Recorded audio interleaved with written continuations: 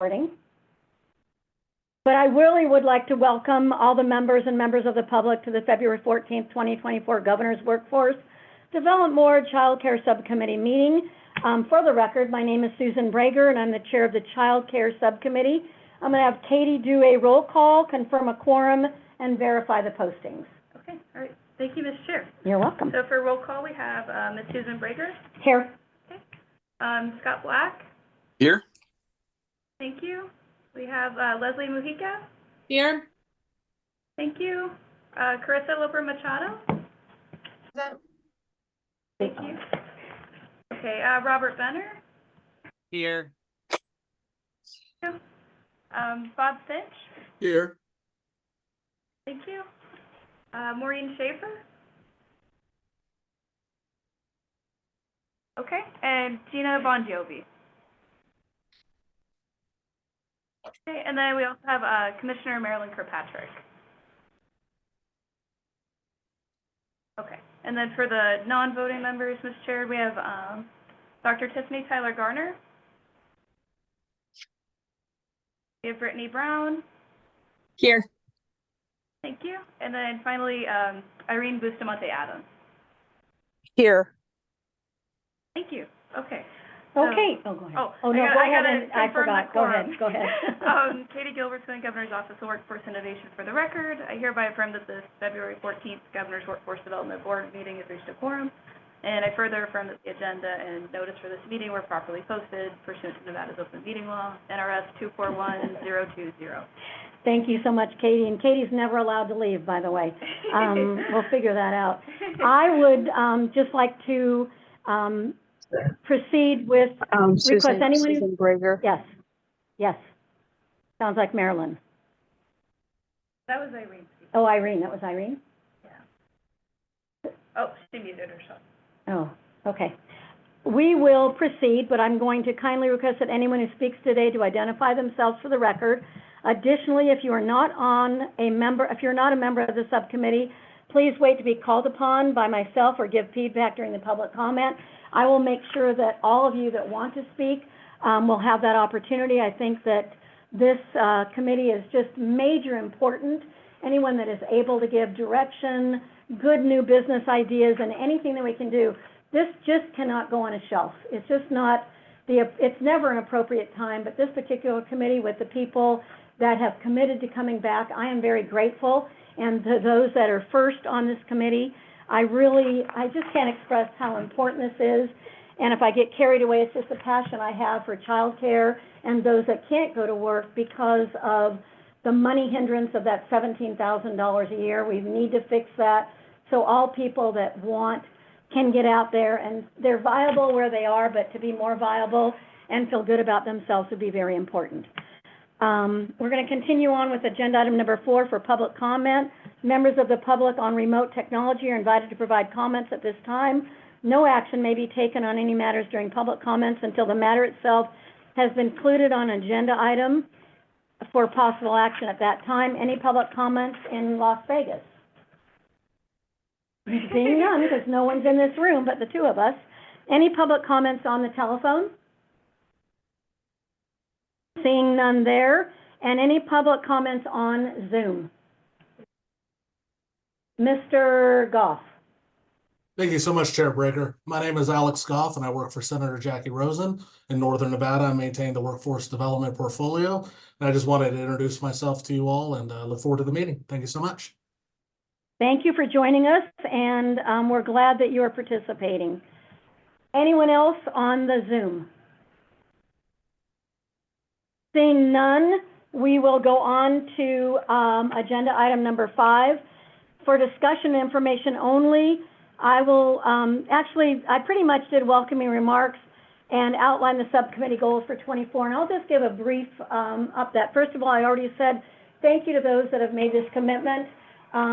It's really very, very important for our whole state. There's no north and south. I've been here almost my whole life, and I wish that this group could finally get, and I do see that Commissioner Kirkpatrick has joined us. I do believe that invisible line needs to go away. I'm just going to say that. We are all one. We are all and need to be for each other, from education to all things that come under the headings of everyone on this item here is just way too important. So I would just like to say our goals are to really move the needle. We are a group of people, and I know who pretty much everyone is now, that wants better childcare, that wants people to know that they can go to work.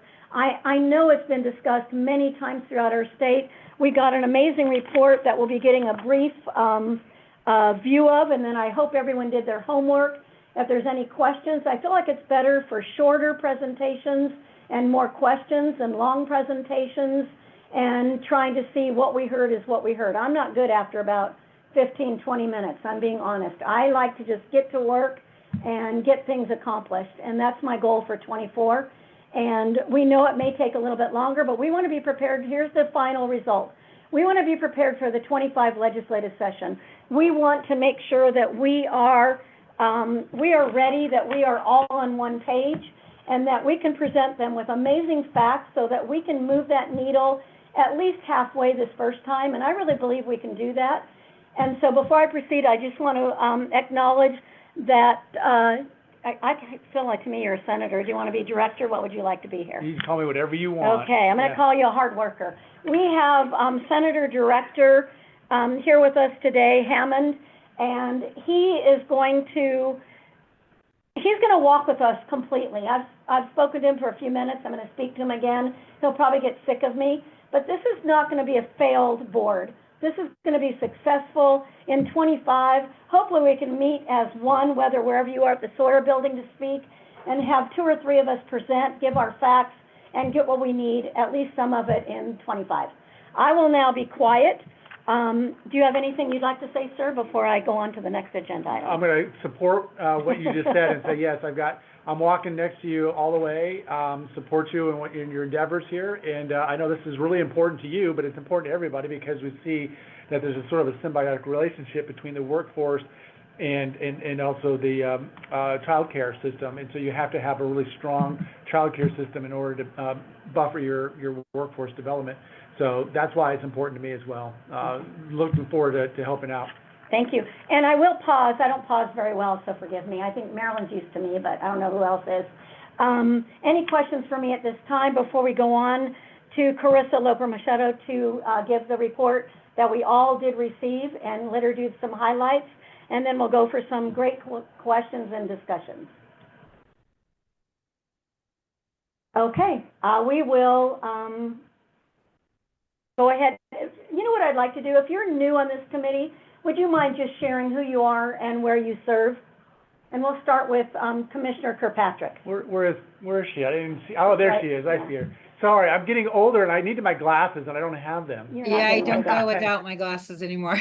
So, Marilyn Kirkpatrick, and I sit on Clark County Commission, and childcare is real important to us. And I'm happy to work more on this because I think that we continue to progress. So thanks for the invite. You're so welcome. Anyone else that has not been with us before? I think Scott, the rest of, please go ahead. this is Scott Black from the City of North Las Vegas City Council. I fully agree with Mr. Hammond that there's this amazing cross-section between workforce and the need for adequate and high-level childcare in our community. I'm just really looking forward to learning all I can of how we can merge those two things together in a meaningful way.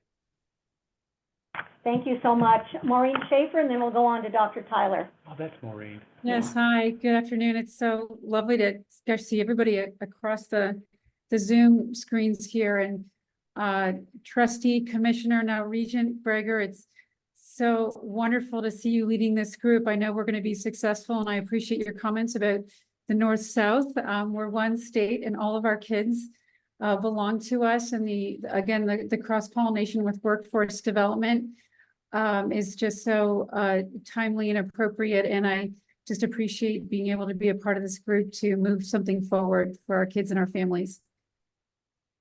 Thank you. Dr. Tiffany Tyler. Good afternoon, Chair. Honored to join and support the vision for this committee. Currently serving with the City of Las Vegas, and ecstatic to see us gather to address what has been a barrier to labor participation. So thank you for the opportunity. Okay, Brittany Brown. Yeah, hello, thank you. My name is Brittany Brown, and I am the Senior Director of Recruitment for Renowned Health up in the North. So just as everybody else mentioned, just really passionate about this work and how it impacts and supports workforce. Okay, and we will go to Leslie. I always want to butcher your name, and I apologize. Leslie There, Mujica. okay. So it's a pleasure to be part of this group. I'm on the board of the Workforce Development, and I'm also a Clark County Planning Commissioner, and I represent labor. And this is very important to us because we have a lot of apprentices.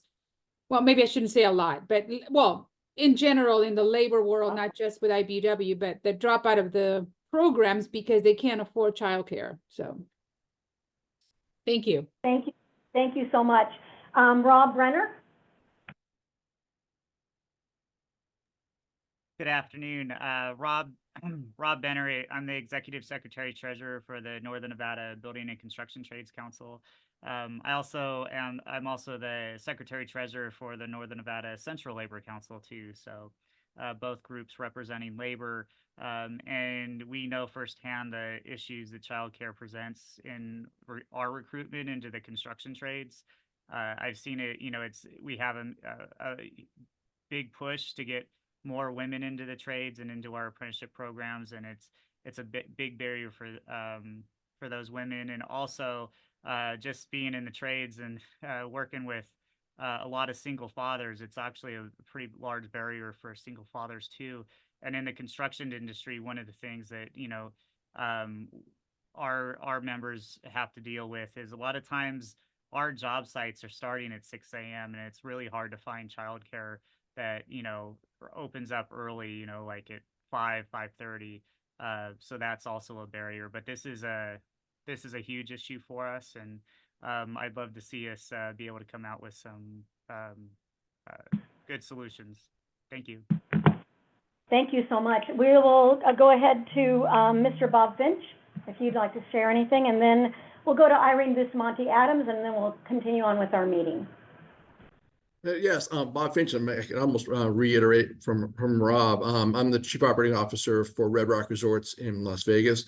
And again, as part of a huge workforce here, our challenges, and like Rob said, that as a 24/7 business, the challenges of finding daycare for our team members as we attract and grow our business is just becoming exponential. So then working with Susan and the team before, we see the plus of finding affordable ways to address this, to bring people into the workforce, especially as the time continues to grow, and other places that are used to it. The need for healthcare, childcare for our parents is amazing.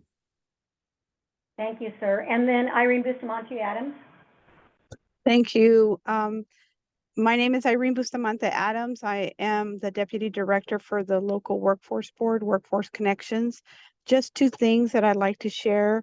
One, in the integration of the public workforce system, we now have childcare staff inside our American Job Centers that are serving the clients that come to our career hubs. And so that is not mandated, but we are now co-located in the American Job Centers. Not all centers, but a strategic approach. And then secondly, right before you came on, Scott, Hugh had invited somebody from Texas to present to the Governor's Workforce Development Board on how we could bring in childcare funds into workforce, since it's such a need and also an imperative for our economic success. So just FYI. Didn't they have, and sorry, you mentioned something, Irene, so I'm going to kind of jump on that a little bit. I heard that the one-stop shops in Texas have that. Is that what you're alluding to? Is that's the reason why you wanted to have them come in and talk? That's correct. Yes. Okay. All right. Thank you. Thank you. That would be good, actually. It would be. Anyone else? I'm not trying to leave anyone out. I was trying to hit those that had not maybe been here before any of our other meetings. If we're good, we're going to move on to item agenda number 6, For discussion information only, the chair recognizes Carissa Loper Machado, Agency Manager for the Childcare and Development Program within the Department of Health and Human Services, to present on care funding. And then what we will do that we'll have whatever discussion we feel any of you have or want to bring to the table. This report, and I just want to really thank you, Carissa, because you did this to where if everyone does their homework, you can give an overview of that, and then we can really dig in and make sure, we don't have a lot of meetings, but we have meetings that get us to the next step. And having labor here and hotel representation really is rounded out a lot of our industry to where we have those necessary needs, like you said, starting at 6 in the morning. Where can they, if we can get those old daycares that went out of business, or where they could drop them off from 6 and get them at 6 at night and have viable people working there paid properly. So I will be quiet because it's hard for me to do on this committee, and turn it over to Carissa. Thank you, Chair. Good afternoon, everyone. My name is Carissa Loper Machado. I'm the Agency Manager for the Division of Welfare and Supportive Services, overseeing Child Care and Development Programming here for the state of Nevada under the Department of Health and Human Services.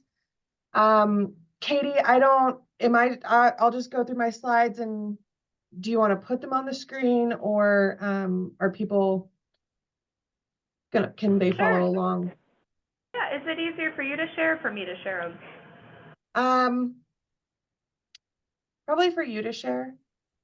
Sure, okay, I'll get them up real quick, 1 second. Thank you.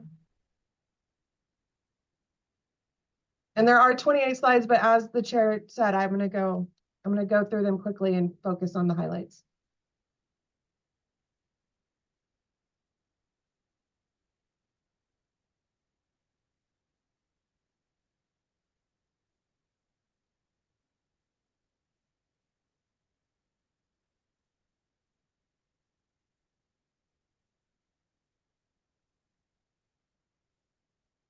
Okay, are you guys able to see that?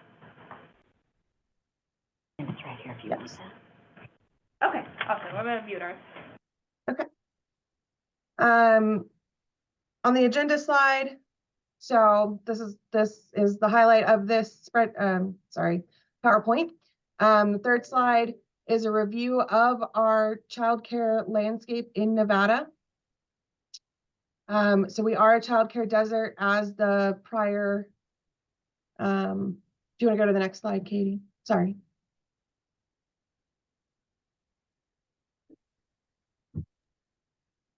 There we go. As the governor's workforce development report had listed in many prior reports across Nevada, we are a childcare desert, in meaning we generally only have one licensed childcare slot for about every 3 children statewide. We know childcare is costly. Using the MIT living wage calculator in the past, a family of 4 in Las Vegas with 2 working parents would need to earn about $105,000 annually to afford to pay for childcare completely out of pocket. That same family currently is ineligible to receive any kind of federal childcare subsidy assistance if they make more than about $72,000 annually. And our rates that we're able to pay at the state level, while maintaining our childcare block grant budget solvency, is generally not, as high as it takes the childcare provider to provide those services at cost. So many of our childcare providers are serving low and middle income families on subsidy, as well as completely private, so that they can afford to stay in business. Our block grant and the federal pandemic relief recovery funds have allowed us to increase access to and affordability for eligible households, as well as invest in as many system improvements as possible, knowing that 3 of those federal pandemic recovery sources sunsetted on September 30th of 2023, and the remainder of the special use funding will sunset as of September of 2024.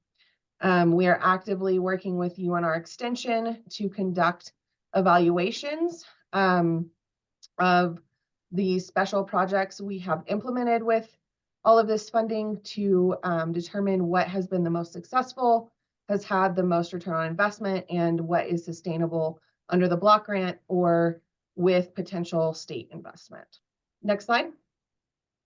In general, the program administers subsidy benefits to eligible households. We collaborate with the Nevada Department of Education to define, measure, and improve the quality of childcare services. This includes investing in professional development of teachers and staff, investing in the quality of the physical spaces, ensuring that childcare providers have adequate materials and supplies, both curriculum and what many people think of as toys, but are key developmental supplies for children to develop skills and be ready for school and the workforce in the future. We operate and administer our childcare licensing program, and we collaborate across sectors to improve the early childhood care and education system. Next slide. This is just some detailed information about eligibility criteria to receive childcare subsidy. The subsidy funds are paid directly to the childcare providers based on rates that are set based on a market rate survey that is conducted every 2 years. We are also in the process of doing what is called a comprehensive cost modeling study, which we are working with childcare providers across the state and across provider types, including center-based care, so your larger centers, as well as family home-based care, and our out-of-school time providers such as Boys and Girls Club or Safe Key, Latchkey, etc., who provide care before and after school, to understand what it truly costs them to provide the care, including aspects of if they were to raise their salaries for their teachers, or if they were to offer paid sick or annual time to their teachers, or including all of their fixed costs and variable costs, right? We really want to understand what it costs them to provide the care versus what it is the state is paying, to determine if we can afford under our block grant to set subsidy rates based truer to cost versus the market rate survey, which generally just asks them what price do they charge. And then we set our rates based on a percentile across the regions based on that market rate survey data. So our parents do choose their own childcare provider. They have free choice, but often due to supply shortages you have all mentioned, they can struggle to find open license slots or even family, friends, or neighbors who can help care for their children near their home or work, making sometimes even the subsidy cost assistance inaccessible to them, even if they are deemed eligible for the assistance. Next slide. Access, as you all know, so I'm not going to read this whole slide, but access to early childhood education allows parents to go to work, complete job training, complete a higher education program so they can enter into a higher wage job, which will help them continue to support their family and support that family more independently. We want to invest in developing a stable and high quality early childhood education system that supports our state's future economic health by preparing children. Next slide. This is a graphic look at our pandemic relief and recovery funds. So every state was awarded these 4 different grants throughout, from 2020 through 2021. And if you refer to the federal pandemic funding white paper handout, there are additional source and use details there. And also the quarterly reports that were being submitted to the Legislative Council Bureau and the legislature. I provided, I believe, Q4 report, but I can also ensure if of interest that Katie receives every report we did submit quarterly to the Interim Finance Committee to explain where all of this funding was invested, which I'm also going through on these slides. Next slide. So we broke up the funding into 3 buckets, which we titled Assistance to Families, Supporting Childcare Providers / Increasing Supply, and Investing in Childcare System. You can see here are the budget to various special projects. I'll point out, based on some of the comments, what non-traditional hours contracted slots is. So that is funding that we are paying a childcare provider a higher rate than they would normally receive if the child was given a subsidy certificate. So again, this is a subsidy eligible family, but the childcare provider, if they are providing that child care in a non-traditional hour time, which is generally before 7 a.m. or after 8 p.m., then they're receiving an increased rate. That's part of the projects that will be evaluated to determine if this increased rate helped us increase the number of slots that were available to families that providers were picking up, so that they are offering care in those quote unquote non-traditional hours times that we know many Nevada workers need.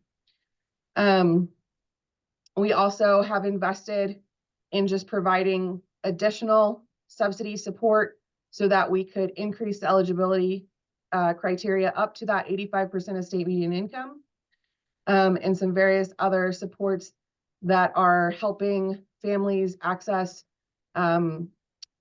available resources across their local community or the state, such as the early childhood community health workers. Community health workers really help point families and provider staff to resources that could help them with housing costs or medical care costs, helping them enroll in Medicaid if they're eligible, or any other social support that may be out there across the state to help their family, and connecting them to any resource that could help them improve their life.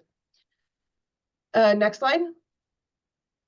This is a look at where our spending is.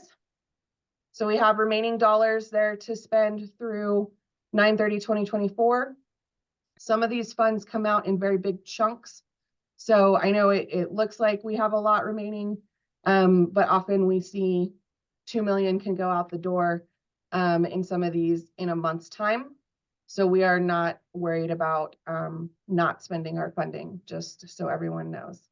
Madam Chair, this is Marilyn. Do you want us to wait to ask questions till the end, or you want us to ask along the way? You're welcome to ask along the way, because sometimes at the end you lose where you were, so I have no problem with that. Please do. Okay, thank you. Commissioner Kirkpatrick. Thank you. Hey, Carissa, haven't Hey, talked to you in a while.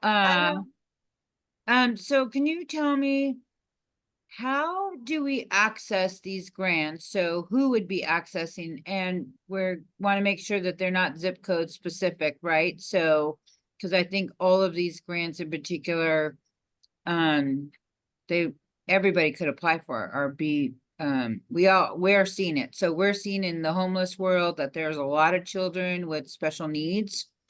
We're seeing with the base that non-traditional hours are an issue, but how do we access those? Are these all block grants that are out there, and where do you look for them at?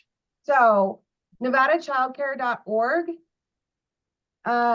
will lead you down the path. If you go to NevadaChildcare.org and say, I am a provider, a childcare provider, so these grants are open to childcare providers to apply for.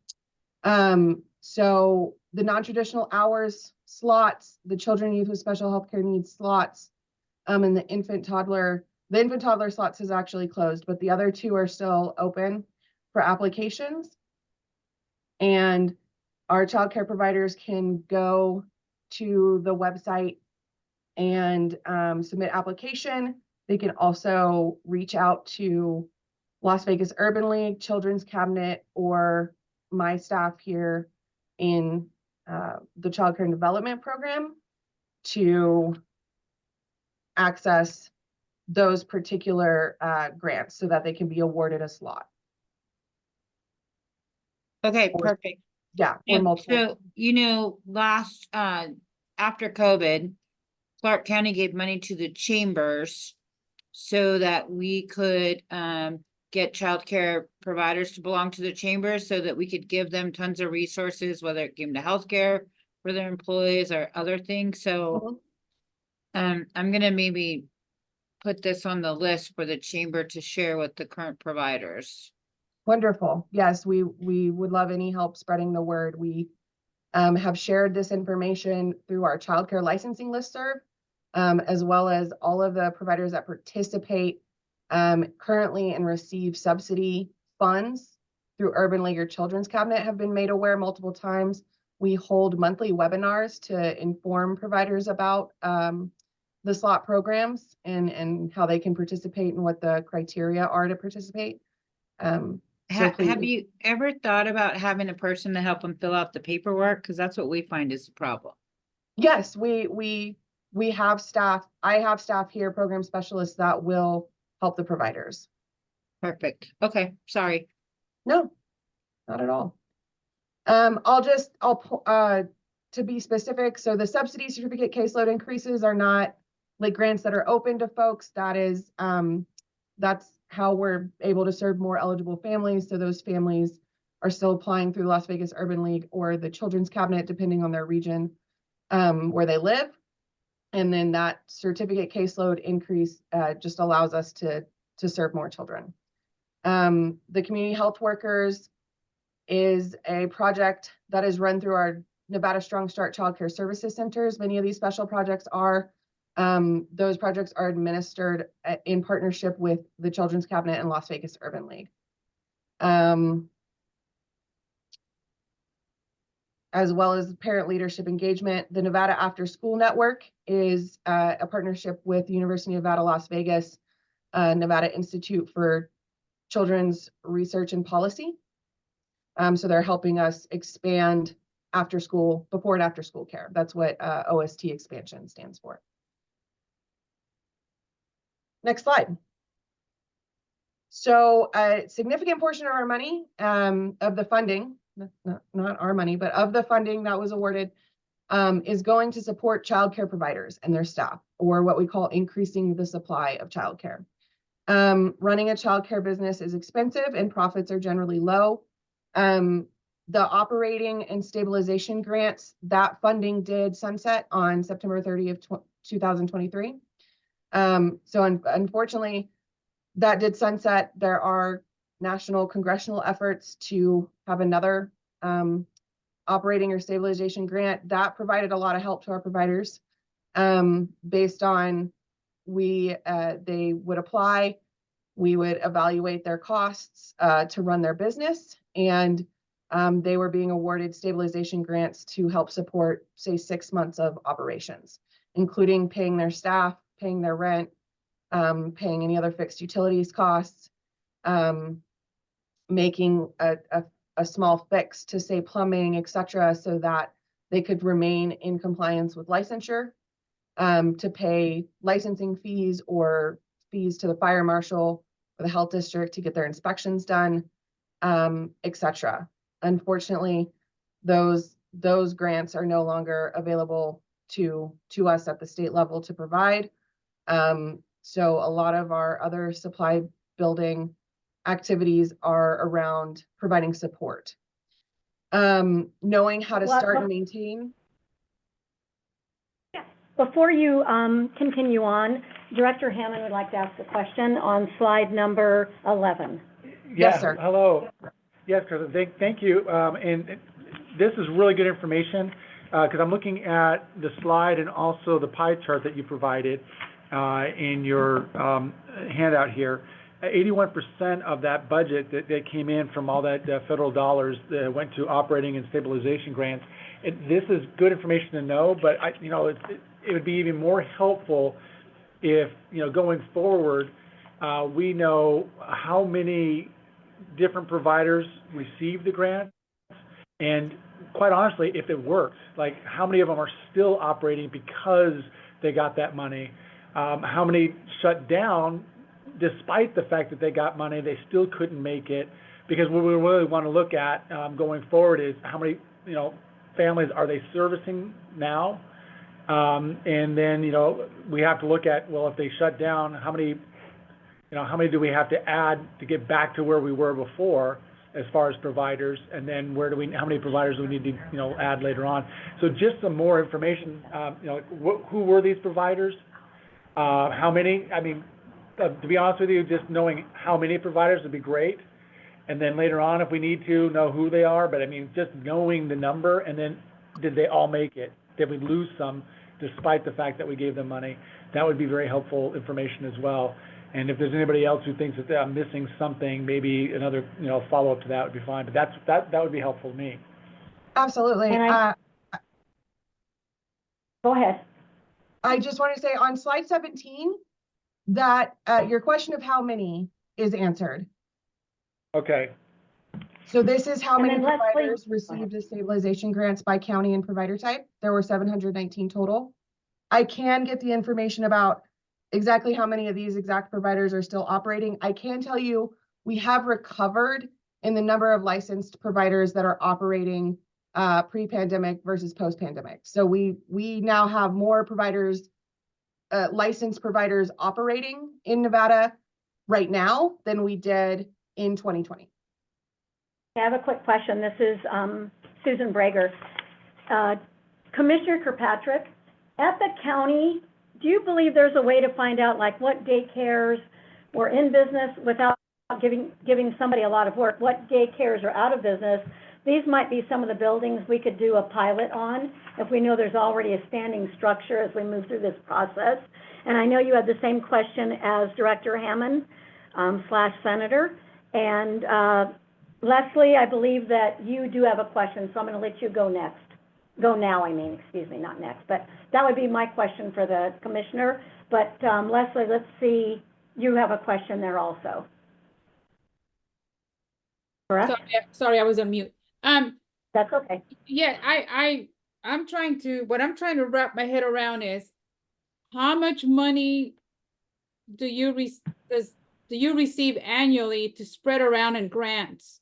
I don't even know if that's the right question to ask, but what I'm trying to understand is, do we get like say $100 million and we give out grants and we gave 50 million and now we have 50 million left? It's just that the need is so much that with all this money, it doesn't look like we're making a dent, or maybe we could be doing better. I don't know. I hope that makes sense, my question.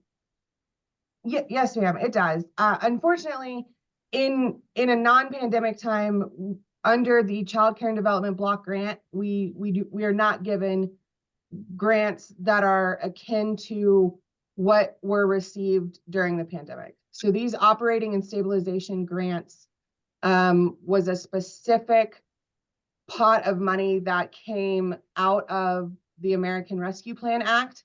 Katie, if you go back to slide 7, this gray bar here, that was the specially awarded funding from the federal government in order to help stabilize the childcare industry throughout the pandemic. That is not a normal amount of funding we receive. Our block grant generally is about $93 million, and 70% of it has to go towards providing subsidy assistance to eligible children. So it doesn't go towards just stabilizing childcare provider operations, unfortunately. Does that help answer your question? So if I'm understanding correctly, based on slide 17, 719 businesses, if you will, were helped for how much money? For $218 million. So $218 million were spent to help 719 businesses. Actually, I'm sorry, it was actually 285 million. And yes. So Leslie, Leslie, to the next slide, Katie. So slide 18. This shows you the average, the total amount of funding that went to each type of childcare provider in each county. So I'm sorry, it is 216 million. I'm sorry, I can break down the. This is Maryland though, but I just, for everybody else's concept, I feel like I've been down this road before. And Madam Chair, I don't mean to intervene, but I think that there's some backstory kind of things that you guys got to understand with these particular dollars. So one, it was during COVID. There were a lot of upgrades that people had to have in order to bring kids into the childcare facilities for one. Two, there were a lot of people that were behind on payments to the tune of thousands of dollars, which you compensated for so that they can do that. So I think that if you kept a similar program going, you could help even more people if the local governments would step up with building costs by waiving some of those permits, because a lot of those things were costly from the beginning. And so a lot of these people were starting from scratch. So Chris, I think that you guys have done a phenomenal job with what we had, and getting it out quickly was the hardest part, right? So, and the costs were growing by 50-60% at the time. So I just think, Carissa, you got to do yourself justice and talk about all those little intricate things that we did that made the difference.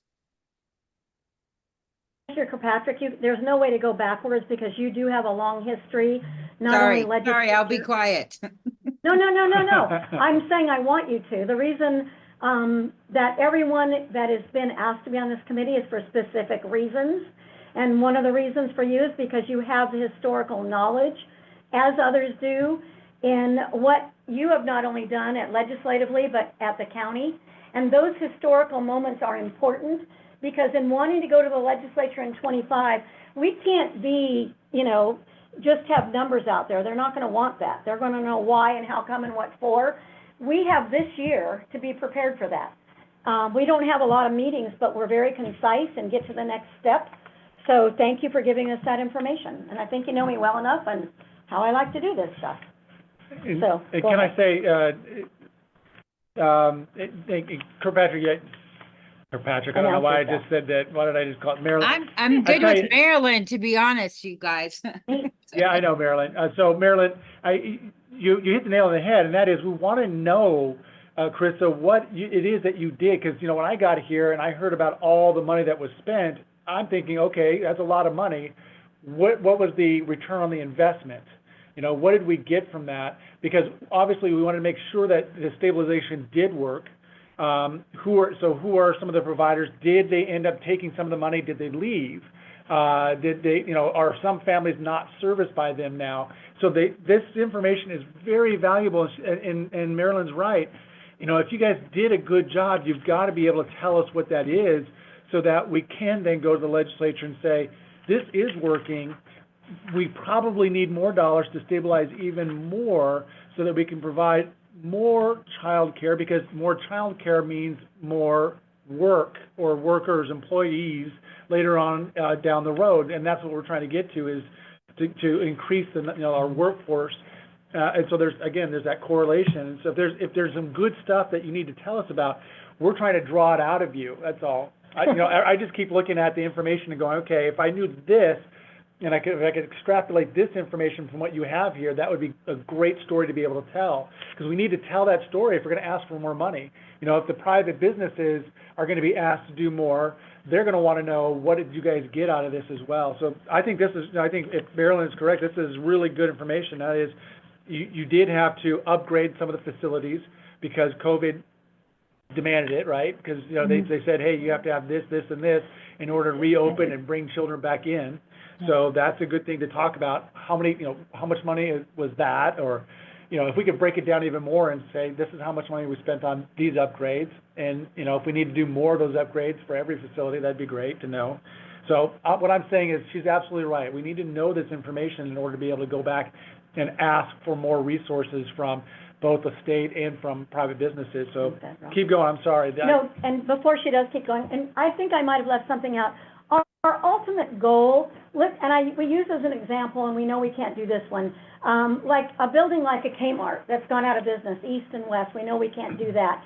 But like I was saying, if there's a daycare that went out of business and the building is there, that could be a pilot north, and we have to say within the state of where great need is. That would get us to show the legislature, here's what we've been able to do, here's what we can do, here's where there's a building that if we have this, and this, and they follow all the requirements, but they need some upgrading, maybe the county and any municipality, I shouldn't say county, any municipality would be able to waive some of that, because here's what we're doing for the people that can then get to work, which in a sense would pay for that. So the end goal is to be able to create a pilot program wherever it needs to be to begin with, in a building that's already there, so we can show what we can do. So go ahead, Chris, on the rest of the things, but that's kind of an end result before we get to the legislature, quite frankly. Whoever, so Absolutely. you can keep going. No, I appreciate all of the questions and comments. I am accustomed to putting on presentations easy to read data. I do have a significant narrative, to Commissioner Kirkpatrick's point and your point, Senator, around how this has made a difference, and why it continues to make a difference to the childcare provider community in that increasing supply instance. If you return to slide 10, just quickly, I'll try to go this. So knowing how to start and maintain a childcare business can be daunting, as you all noted. So we have started those Nevada Strong Start Childcare Services Centers, or the hubs there that you see. These are what we call at our level one-stop shops for people who want to come into childcare and offer that as a business and service to their communities. These are resource hubs geared at helping any level of childcare provider, say, move from being a family friend or neighbor who cares for maybe 2 or 4 children, into being a licensed provider out of their home. These sites offer provider training, quality improvement supports, small business administration resources, networking, behavioral and health referrals for children, childcare subsidy resources, educational and professional development grants for childcare providers and their staff.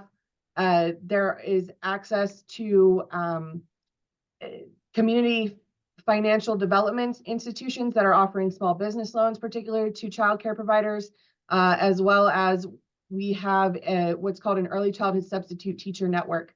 So if you are running a center and you need a substitute, we have a network that you can call on to help you account for a staff member being sick, or allow you to let a staff member take a vacation.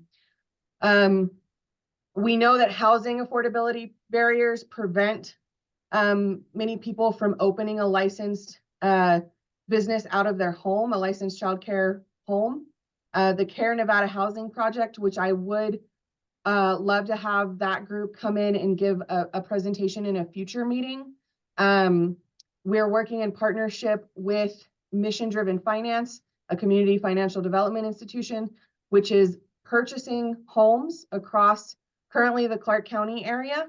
And we work with them to connect them to providers that have met professional development criteria, and we know who we know are ready to start a licensed home care business, to recruit these providers and get them into these homes in partnership with Mission Driven Finance as their childcare friendly landlord, so that they can open a business across right now the Southern Valley, but we hope to be able to replicate that across Nevada in the future, with partners like Mission Driven Finance or others who are interested in this space. We know that childcare worker pay is low and that they often have no fringe benefits.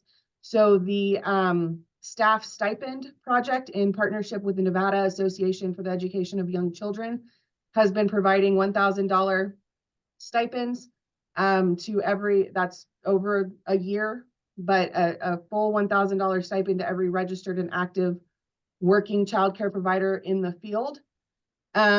We're helping pay for background check costs for new staff or any other required trainings or professional developments they may need to improve the quality of the services they're providing to the children. We have partnered with Optima Health to use some funding to help up to 6,000 childcare workers access family-wide supplemental telehealth and telemental health coverage for at least 1 year.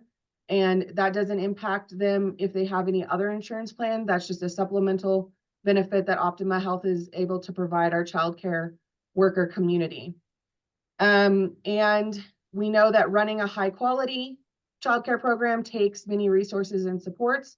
So we have worked across our system partners to expand our quality rating and improvement system, and to help more providers participate in that. We're ensuring providers can access those early childhood substitutes. Like I said, we have a partnership with Access to Capital, which is another community financial development institution involved in helping childcare providers access the capital they need to open or sustain their childcare business, as well as, understand not all childcare providers think of themselves as businesses, and we're trying to help them do that. You are a small business. Yes, you care about children and you want to help the children in your community and serve the families in your community, but also make sure you know how to do your taxes, and make sure that you're maintaining accounting records, and make sure that you have payroll going on. And so we're making sure to help them build up their skills in those areas. We're also connecting them to other resources to improve their business. So this increasing supply is multifaceted. It is why it is the bulk of the funding. It is so that we can make sure that we're building up childcare providers, helping more people become childcare providers, which we know then trickles into our community, has more spaces for workers to place their children and be comfortable and then go to work. So next slide just again shows. In between the next slides, this is Susan. I'm going to let Leslie has a question that I'd like to let her ask at this time. Absolutely. And I know that's taking you off your 15 minutes was a guide with the questions, but we're going to have you probably get to more of your overviews. I believe everyone's looked at it, so we're going to speed through some of these so we can get to a lot of the questions that help you answer where we're going. Leslie, yeah, go this ahead. was the bulk of what I wanted to say for sure. Oh, perfect. So everything else will be highlighted.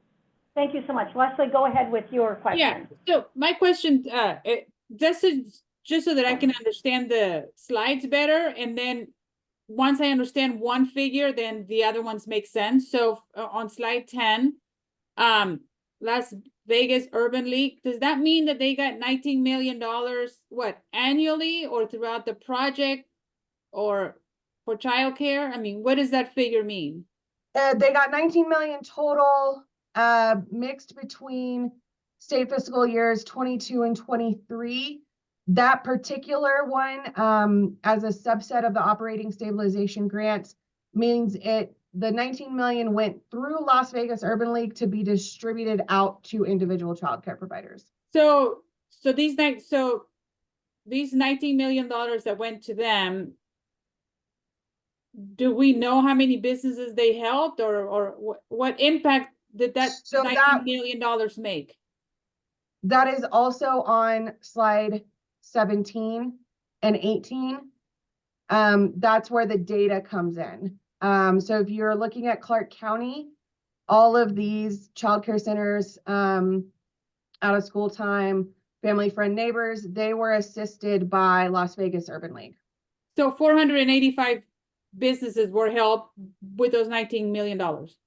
And Children's Cabinet did help as well with Clark County, given the volume.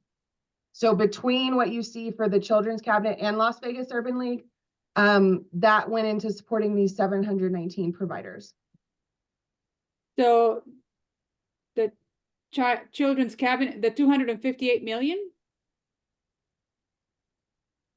Yeah, let me go up to my slide. Yes. So that's 260 plus 20. So it's 280 million helped. Going to the other slide, 485 businesses. No, so it would have, Children's Cabinet would have also helped the other counties as well. Clark County is just so large, and Las Vegas Urban League has less administrative staff than the Children's Cabinet does statewide. So they were doing a smaller portion. Children's Cabinet was helping all providers across the state.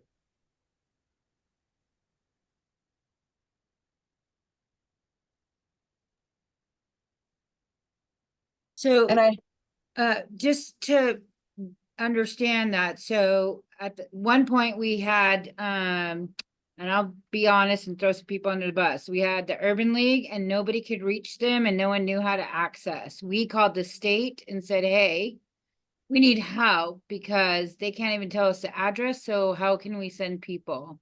So we called the state and we asked for Children's Cabinet to come in and to help us. And in that time, the Urban League hired some more people. They opened up and they're doing it, but it's just too much of a volume for Urban League itself to do it by itself. So Children's Cabinet has been very helpful to Clark County residents in particular to help fill the gap. And especially like, for instance, they went to the Clark County School District and said, okay, all 15,000 people, you're invited to come and all of that. So I know the numbers look odd, but there was a reason for it because we pulled the resources were spent across the state, whether it was Esmeralda County, Tonopah, had some help in Nye County. Where was Cassie from? Where you guys helped with the Boys and Girls Club? So they were spread across the state.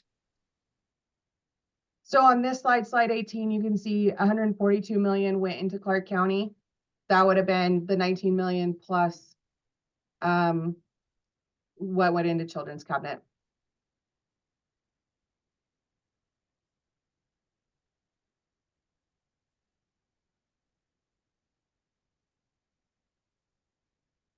Am I on? Yeah, go ahead. Do you want to speak? No. Okay, this is Susan again.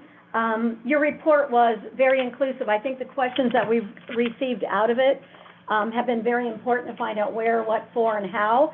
Because as I said, we want to get to where we can have a pilot project so that we can show the legislature what we're doing. And we need to make sure that we really know where all monies are broken down to.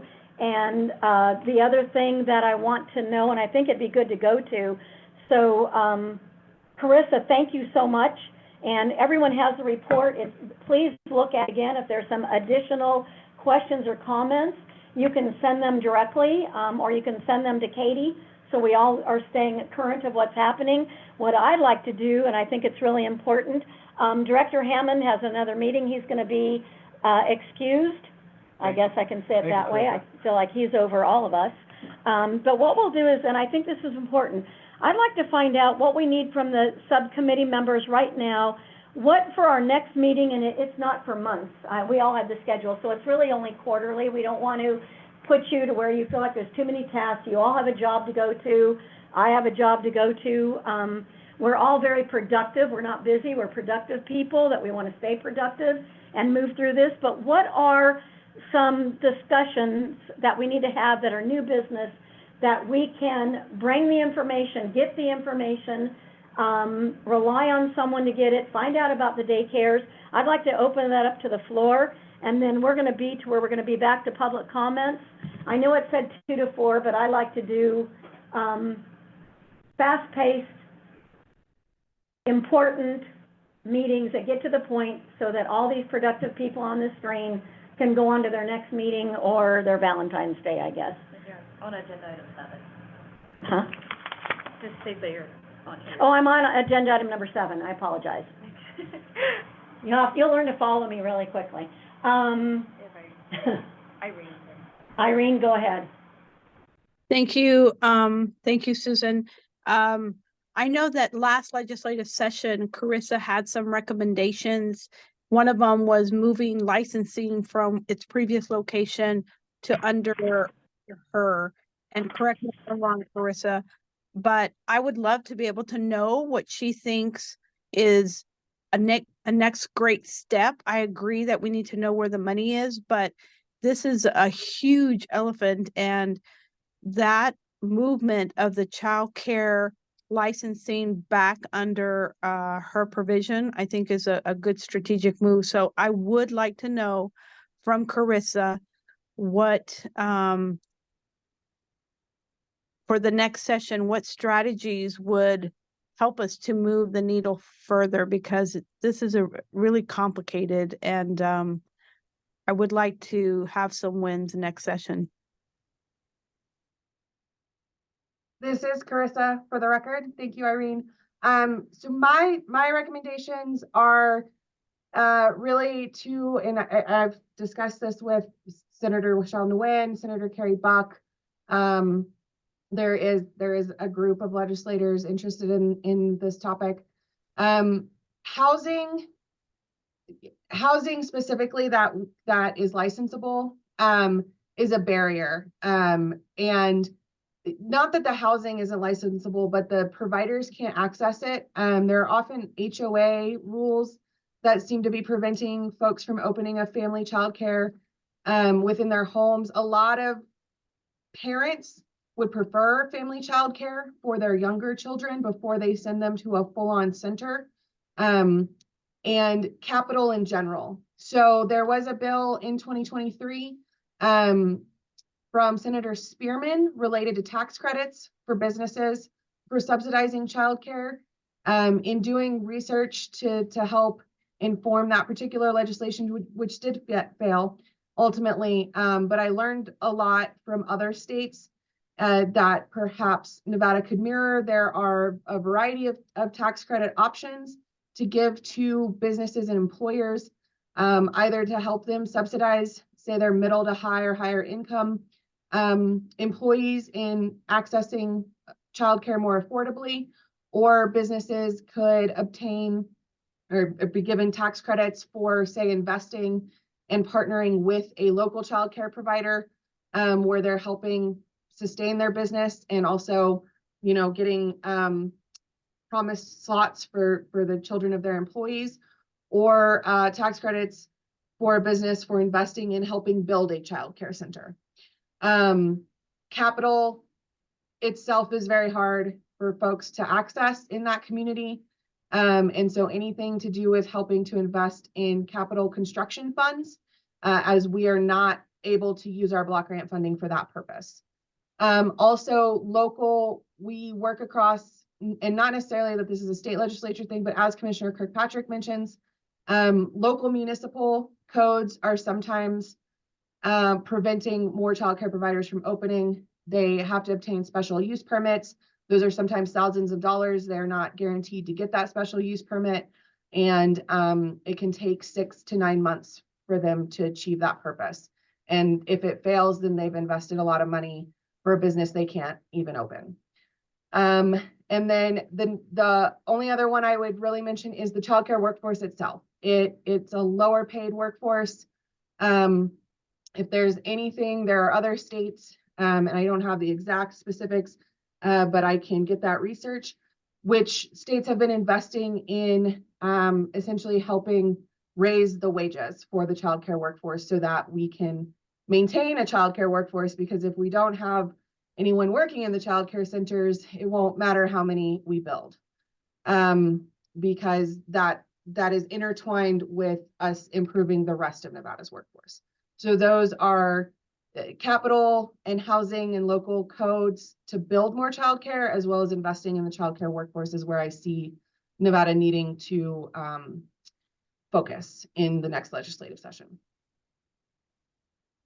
Does that answer? Excuse me, am I back on? Yeah. Does that answer that question? Looks like it. Any other items that we need to bring forth, or that you can think about? It's not that we particularly need them today, because our next meeting is not till May 22nd. But is there anything you feel that we should be working on before we get to, within a month of that? Marilyn. Madam Chair, sorry. And I bet you Susan, guys are please. sorry you put me on this dang thing. No, I've been I working knew. on this since like 2005, and we're finally getting somewhere. Carissa, one of the things that would be helpful, and I know we talked about this in the past, but I don't think we ever put it together. Some of the state licensing requirements are a problem, right? So 50 square feet for this many kids in preschool. Everybody has to have their own separate playground. I mean, so can you also give us a list of some things that we can maybe look at? My argument has been, we make these kids have very small toilets, but when they go home, they don't have small toilets. So what's the issue, right? We tell them when they got to have a water faucet. Well, when they go home, they don't have a water faucet. They can walk out to the hall. So, I mean, there were some real conversations about some of the state requirements that maybe we could look at, that we could run legislators so that we also, if the local governments are gonna look at zoning issues and permits and all those things, then we gotta be able on the state side to be able to waive some of these things. And I'm not saying getting rid of them, but just to have something that, makes sense. So. Thank you, Commissioner Carissa, for the record. I'm more than happy to look at those. We always take that into account. I will note, after being here, sometimes there's actually square footage requirements at the local level and not that are more restrictive than the state level. So our square footage requirements are actually like 35 square feet per child indoors. And 37.5 square feet per child outdoor. You do need an outdoor play space. We are following national best practices for all of our criteria. Some of our criteria is also driven by federal requirement in order to keep getting the block grant. So, but I would be happy to go through any list at any time of the regulations that are being a barrier and inform whether that is something we've been required to have federally in order to keep getting $93 million a year, or if that is something we do have more leeway to look into amending. So Chris, I'm gonna be a little more direct. I was trying to be soft about this, but I'm gonna be more direct now, because the truth is, for every local municipality, our community centers can't really put any more kids in there. And God forbid the Clark County School District actually let us build pre-K centers, so, on the publicly property, right? But I want to be able to house more kids at my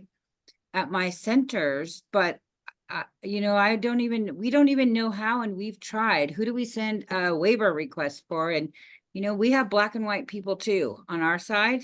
So you guys have black and white people, but if there's a list of waivers that you could inquire from, and these are the things that were reasonable. And I know that list exists because Margot was working on it. So I know you guys have a list of things where municipalities, but Susan asked me earlier to look for childcares that are empty. There is none, because you know what? They're turning them into memory care facilities.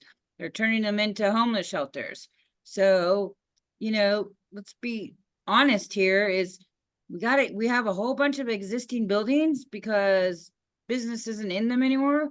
What are some things that we can do to fast track it from your side and then on our side? So I mean, at the end of the day, I'm willing to help, but we need some non-black and white people in our bureaucratic system that we all have. So give me a list of potential ones so that I can go to my Parks and Rec people and say, hey, let's ask for this. Maybe I can put 10 more kids at Bob Price if you do this. So I'm not trying to be mean about it, but I've been working on this for a long time, and I have browbeat Clark County and they can't figure out what waivers to ask for.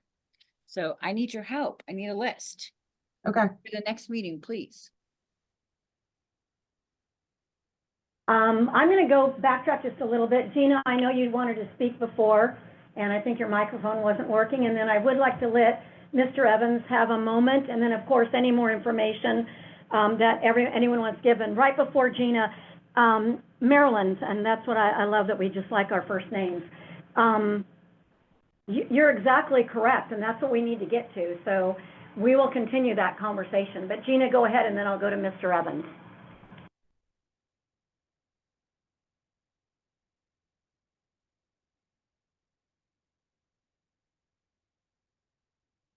Let's go to Mr. Ken Evans.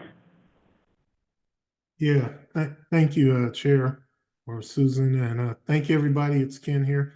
I'm not going to retrace everything that was said here. You'll probably see a few comments that I made in the chat.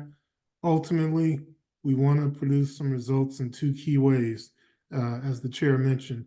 Number one, get ready with some policy and governance recommendations for the next legislative session. And then something that's going to be an area of focus for me with the Childcare Working Group, which we do have, is the regional daycare demonstration pilots. But I want to say thank you very much to everyone who was here today. I feel confident we're going to make some really good progress and impact. So thank you. Thank you, Mr. Evans. Anyone else at this time with a suggestion on I think we've given some, and a few people have, hopefully not a large task. Tiffany at the city and Dr. Tyler and I were on juvenile justice and the other committee, I just went blank what it's called, for like probably 10 or 12 years together. Anything that you could give us that would let the city expand anything with our help and what we're trying to do before we get to that legislative situation? Not trying to put anyone on the spot, but technically, we just want to be able to move forward. Absolutely. And so if there's, if I can be helpful in any way, please call upon me and consider the ways in which we may complement or even expand some of the existing efforts. So you know that, or maybe aware that we have a mobile Strong Start Pre-K as a support where we are actively looking at new locations to aid folks in addressing just early learning, but also are expanding our workforce development efforts in the next 36 months to include a number of places where training will be situated, and would love to look at how we might even complement the training that we'll be providing to adults and young adults to ensure that we address childcare by co-locating where that is possible. And so definitely there's some opportunities on the horizon and even some existing resources that may serve to further this effort. And Mayor Goodman at the chamber breakfast did speak about that, because it was the mayor's and legislative person, because Senator Rosen could not come into town, but she spoke very well about what you're doing and where you're going. And if every municipality, and I know that the county does a lot of things, I sat there for 12 years, and we just need to all, and when I say all again, is to just see what we can do so that our whole state can shine. I mean, we're a great state and there is money and there is funding, but we need to be specific when we get to 2025. And if I keep repeating myself, I'm not going to stop doing that, because this is that important, and we finally are taking steps. And I agree with, with Marilyn, how many years? This is something that actually, I don't want to tell you that I did 30, 40 years ago. And I don't want to be tired of it, but this time we have to have success. So what I'm going to do now, if there's no other suggestions, you're welcome to send them to me or to Katie, and do that at least a month out so that we're going to be sure that our agenda is correct. But May 22nd would be our next meeting, 2 to 4. If you're in Clark County and you can come to the Sawyer building, great. I respect the northern section. That's the only time we're different. But what I'm going to do now is anyone that did not be able to say that they were here, I think we see Mr. Alexander would like to say something, or are you just thumbs up? Oh, okay, never mind. I'm looking on the screen. Before moving on, is there anyone that did not be able to mark themselves as present? If you do that now, that would be fantastic. Dr. Tiffany Tyler Garner present.